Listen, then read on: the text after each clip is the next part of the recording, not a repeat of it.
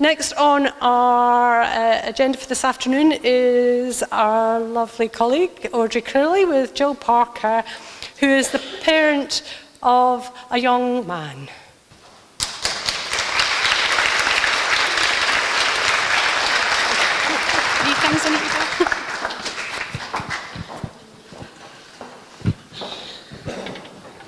Okay, I'm back. Don't know how I'm going to do all these three things. Okay, this is Ross's journey. Jill and I are telling it on behalf of Ross.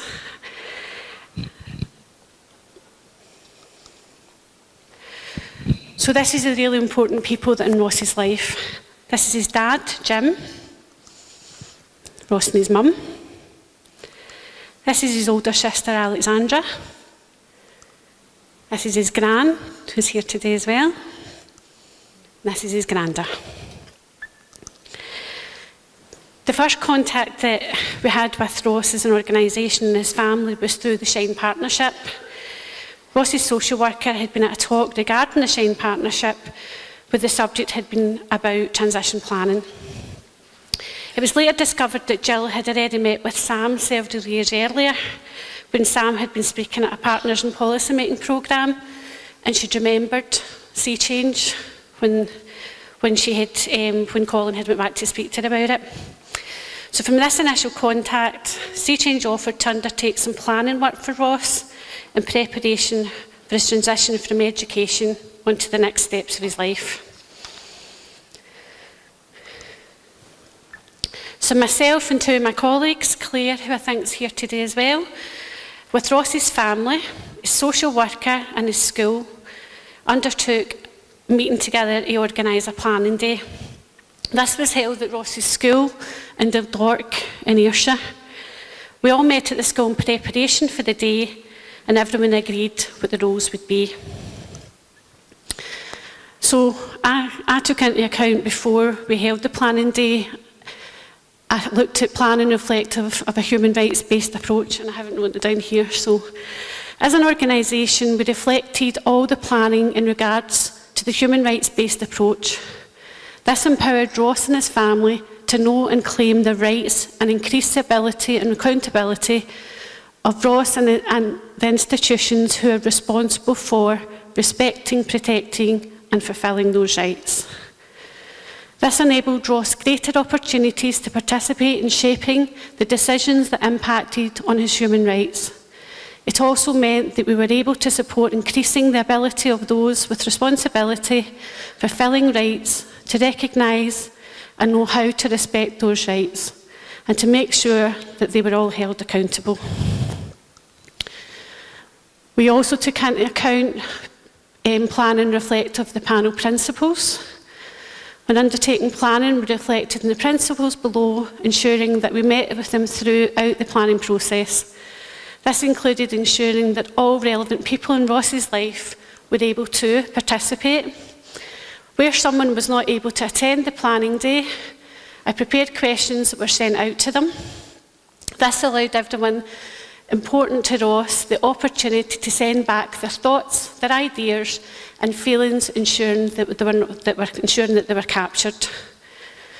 Accountability, it was agreed at the beginning of the planning sessions that each person was accountable for their place at the table and for any actions identified to them. For non-discrimination equality, when reflecting on the principle, it was ensured that everything was possible and that Ross's autism diagnosis and his self-injurious behaviours would not have an impact on any plans and actions. And empowerment, by undertaking the process, Ross was supported and empowered, along with his family, to take forward actions, ensuring that they were carried out. In legality, we ensured all outcomes agreed from the planning were legally appropriate where necessary to the service we were developing for Ross. This is Ross and his planning day. Ross didn't stay in the room all day, but he was able to pop in and out, and that's one of the reasons that the planning day was held in the school. It allowed Ross the opportunity to come in and out when it suited him. What did happen in advance is that Ross was supported to know what was going on, to know why everybody was there, and that was done through a social story. We agreed in advance that we would use the map tool to undertake Ross's planning. This allowed us to look at Ross's early life, his dreams, his nightmares. We talked about who Ross was and what his strengths and gifts were. This allows us at the end of the day to identify a list of actions in support of Ross, beginning his transition to moving into a new home. So first thing we had to do was make sure the right people were in the room. It was important to have the right people in the room. There was Ross at times throughout the day, the most important person, his family, his social worker, his class teacher, his house mother, and other staff from the school. There were also a couple of family friends that had known Ross most of his life. We don't have a picture of the table, but it was a big conference table that was full of people, but also full of food and drink, which was really important. The first question that we asked was, who is Ross? Ross loves having his photo taken, as you'll see from this presentation. He isn't a morning person. He loves to people watch, and he enjoys watching and playing football. So they things and lots of other things were captured in his map. Some of Ross's nightmares: not having any stimulation in his life, not being understood, someone being in his face and telling him what to do, and not being heard. How does Ross communicate? Through social stories, in a quiet environment so he can concentrate. He needs the other person to have plenty of patience, and he needs visual praise, or likes visual praise, like a tick chart, counting on your fingers about successes. We looked at what was important to Ross. A good social story so that he could understand what was happening. To be part of a close family unit. He likes predictability and routines. There has to be a beginning, a middle, and an end. We looked at Ross's dreams: an American trip to Broadway, to have someone special in his life, to attend college, and to have a challenge to work towards.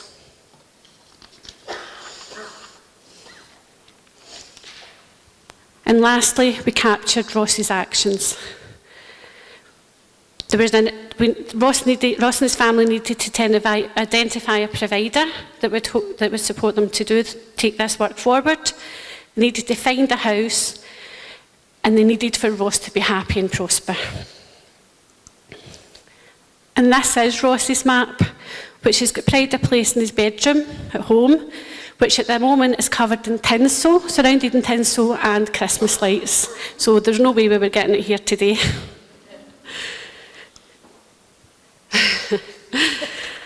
So that brings us to, in August last year, we'd initially undertook the planning work not as to be the provider for Ross's service.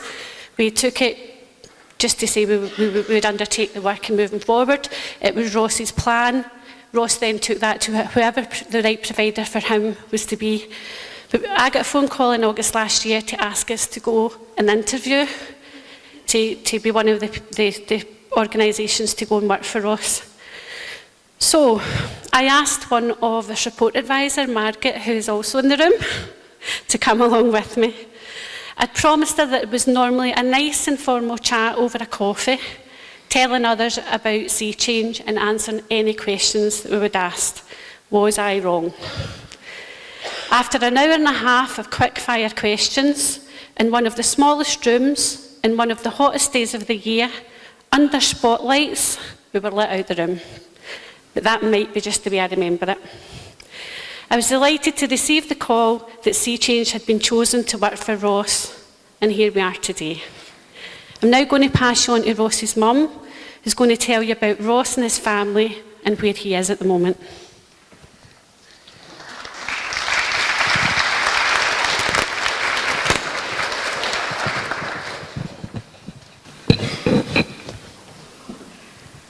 Thanks, Audrey. Listen, my knees are still shaking at the thought of being a follow-up act to Heather Simmons, so you just need to forgive me. I think my heart rate has just gone up about 60 beats a minute.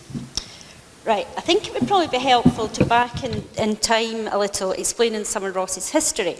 Now, he led an uneventful and uncomplicated life until the age of 10 months, when he became ill with what we thought was a tummy bug.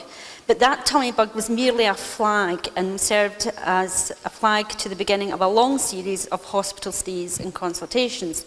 And at 18 months, he was given the diagnosis of childhood autism and also Klinefelter syndrome.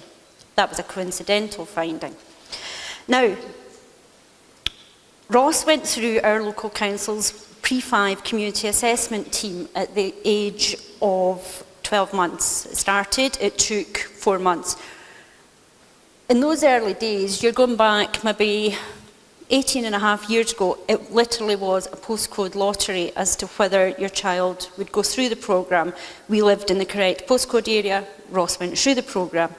And within 6 months, he was in receipt of the full set of supportive and assistive therapies that he was deemed to be in need of. Now, these were extremely trying times for all of us, with a young boy who was extremely anxious and frightened of the world around him. But one thing I learned and one thing I said was, with a lad who was so severely challenged that he had surely been put on this earth to allow others to learn by his misfortune. Equally, he was never going to be a guinea pig. He went to nursery, mainstream nursery. And here he is on the day of his graduation with one of his favourite support acts, our Karen. He then spent a couple of years in a communication base in a local primary school. That went okay until the time came when we realised that he couldn't stay in nursery forever. And we asked, could he progress to primary 1 in the communication base? And said, no, he won't cope. So fine. Now, about this time, I had just undergone participation in Partners in Policy Making programme. And if nothing else, it had taught me to fight for what I thought was right. So I thought, okay, he's not going into a special class, he's just going to need to go mainstream. And everybody laughed and said, Jill, it's too dangerous, it'll never work, blah, blah, blah. The school his sister went to had a new head teacher. So I tackled her, explained the problem, and she said, we'll take Ross. We've got 3 months to be ready for him in August. We'll give it a try. So, beginning of primary 1, the only thing which identified Ross as being any different to a casual observer was the fact that he did not and never had spoken up to that point. In fact, we had to wait until he was 8.5 years old before the old boy decided to grace us with any words of wisdom or otherwise.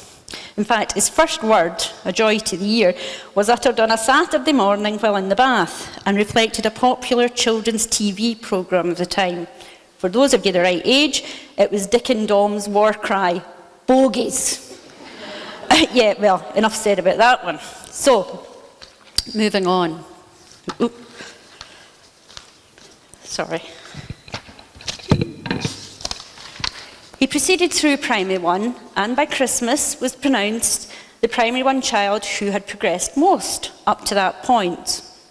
I have vivid memories of Ross sitting watching the primary 1's Christmas concert, and the kids were all standing there singing away and Ross was reading the words to himself. So, most progressed, that was good, and we were all hopeful for the next term. Sadly, life went slightly awry for Ross at that point, and by halfway through primary 2, Ross had moved to the communication base, who a year and a half ago had refused entry. The stay at this school was short-lived and highly eventful. Ross had learned the power of aggression, and in terms of differences of opinion between Ross and the staff, it wasn't good. The staff were issued with body armour, and at that point, something had to give. Moving on rapidly, literally and metaphorically, Ross transferred to a residential school some miles from home, where he would stay until March of this year. He learned, he thrived, and he also adopted self-injury as a coping and communication mechanism. However, all the while he progressed and learned to use spoken language in a more constructive manner while backing it up with 2 other assistive communication formats. He continued to show a fascination with the written word and an absolute passion for the wonderful world of the internet. After Ross's 16th birthday, we realised the time had come to really start putting in steps to try and plan and safeguard for his future. The first step was to apply for guardianship.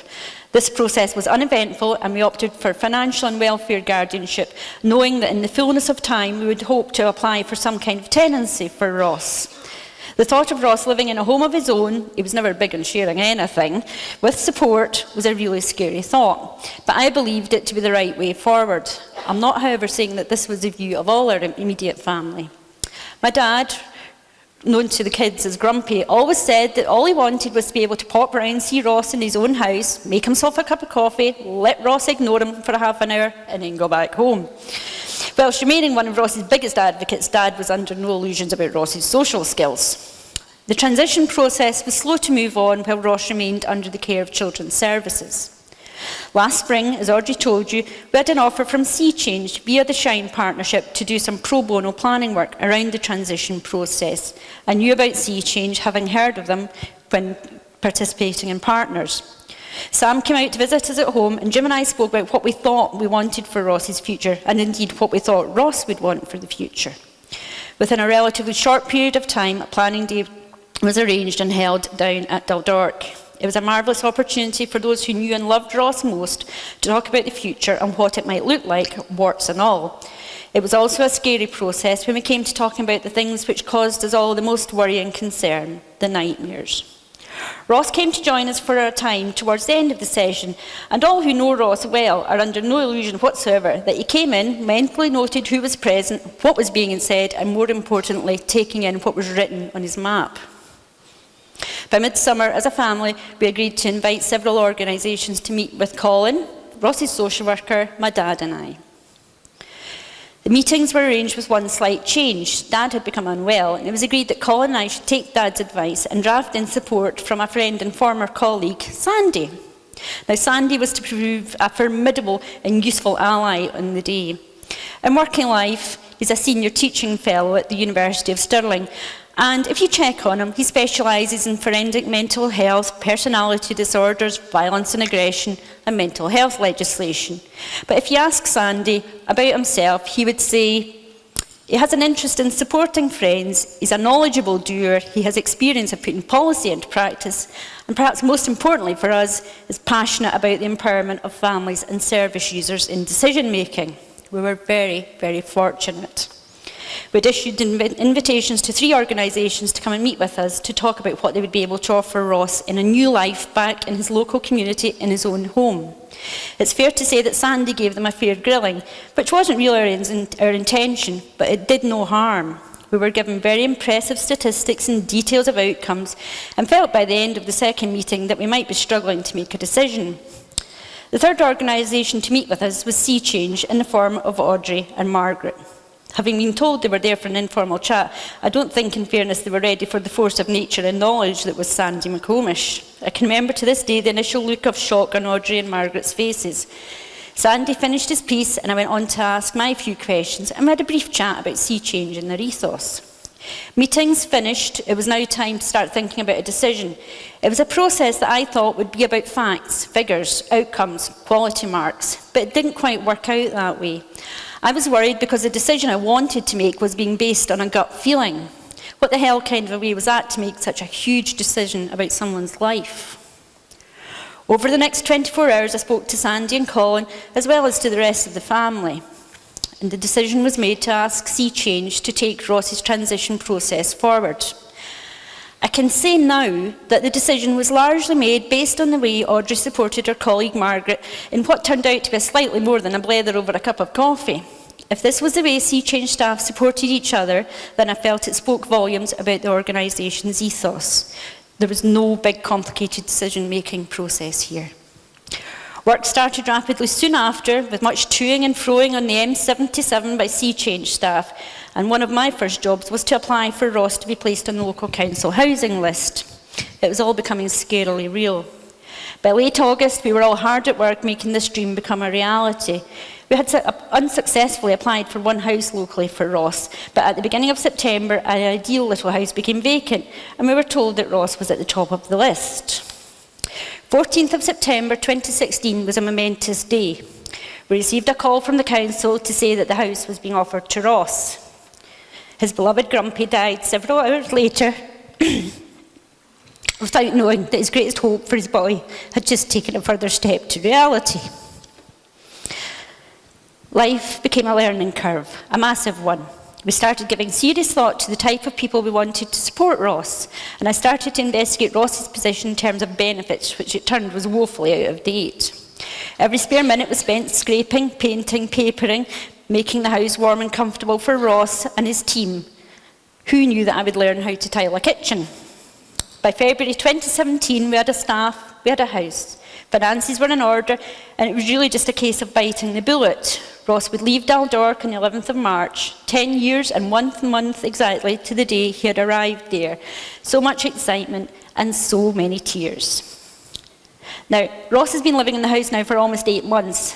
I would not be honest to anyone if I said it had been easy.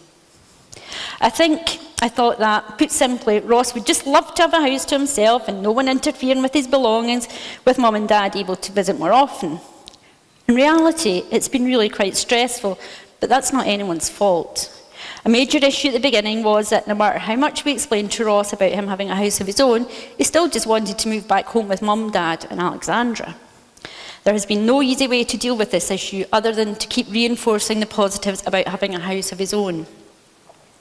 We have been subject to the usual staffing issues around non-compliance, changes in personal circumstances, and one person who just realised it wasn't for them. Arguments have arisen about the best way forward with some aspects of Ross's care and how our opinions fit in with those of the Care Commission. Enough said. In reality, the whole process has been so much harder and more stressful than we had ever anticipated. My husband would be the first to admit that while he knows this is the right thing for Ross, he would bring him back home to live in a heartbeat. And there are times where I have just wanted to hide from the world. So, how have we got through this far? We've kept talking, we've said when we disagreed, we've said what we liked, what we didn't like, and we have tried to remain calm. We've had to deal with the fact that college didn't work out for Ross. At least, not just yet. I haven't quite given up hope on that particular topic. On the upside, we know that when we find the right team members, it goes a long way to getting Ross to do some of the things we know are good for him, even if he doesn't see it that way. Ross is quick to identify the particular values he sees in each team member and tries to use it to his best advantage. Indeed, in the words of Isabel Briggs-Myers, it is up to each person to recognise his or her true preferences. I wonder if Ross found that little nugget while suffering the internet. In a recent conversation, I was faced with the prospect of a 3-year timescale for things to settle to a pace and style which is most suitable for Ross. While that's a lot longer than we would like, I think it will serve to make his dad and I slow down a bit, hopefully stress less about the perceived failures and to learn to celebrate the small successes. Now, I know you will all be curious to see where Ross is now, so Audrey has very kindly prepared some photographs and a short film. Enjoy.